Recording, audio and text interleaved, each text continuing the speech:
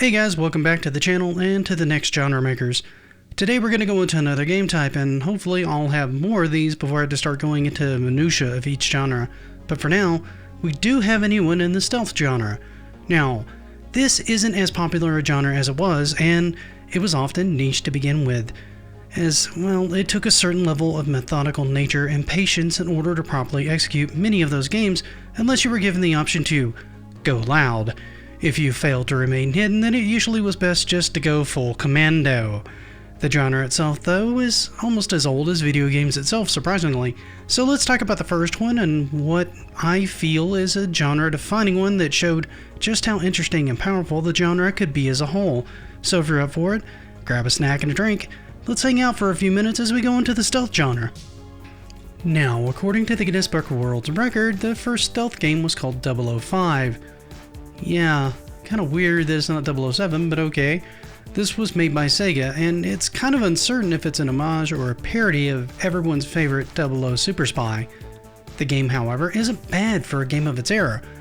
The spy's dropped into the game world and picks up a briefcase, then enters into one of the buildings after evading or killing hostiles outside the building.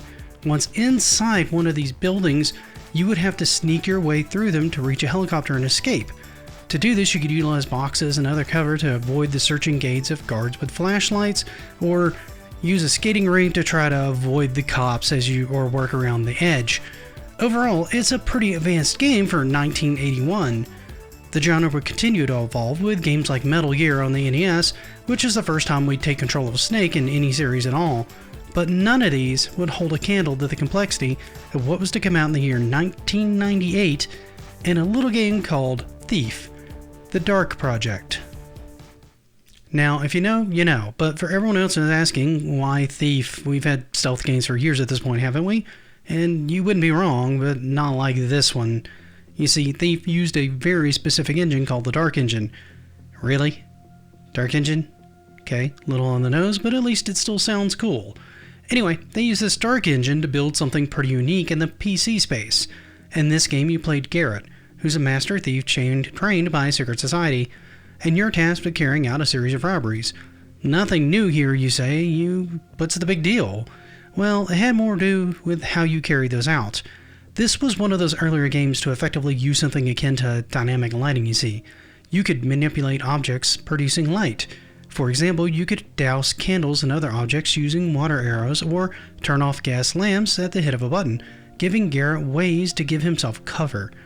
You could also lean around corners and had to be aware of the kind of surface you were on, as each one made varying different degrees of noise. On top of this, the team developed an AI to guide the NPCs, giving them a more realistic reaction to the player's actions than most games had in the past.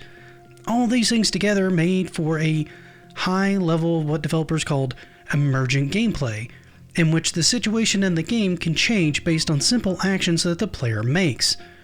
This led to the game feeling more dynamic and alive than other games had at the time. This, coupled with game's limited combat mechanics, forced players to think about truly taking the stealth approach in the game to complete the objective, rather than going full-on Rambo and just cutting everyone down.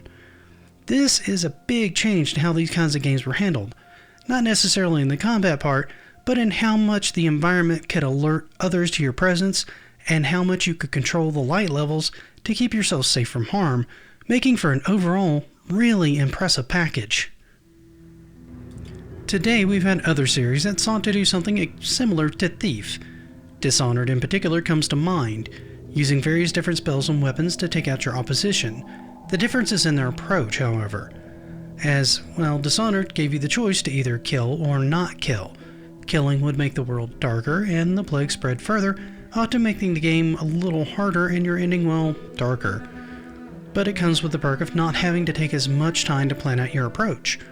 However, you could do the opposite and try to kill as few people, or ideally no one, giving you a slightly easier environment to work in and a far better ending at the end of the game. However, it makes each scenario more difficult to plan. Games like this show that stealth can still be more than a third-person adventure or an annoying side mission shoved into an action game that no one wants to play. However, what do you guys think of Thief? Did any of you play it, and if so, how well did you enjoy it? Did any of you play Dishonored at all, and how well did you like it? What's your favorite stealth series and why? Hell, do you hate the entire concept of stealth in games? Let me know in the comments. While you're there, if you don't mind, leave this video a like. And if you see more of my content, perhaps something on the screen now, consider following the channel. That helps me out a ton. Till we meet again though, have a great rest of your day, and happy gaming!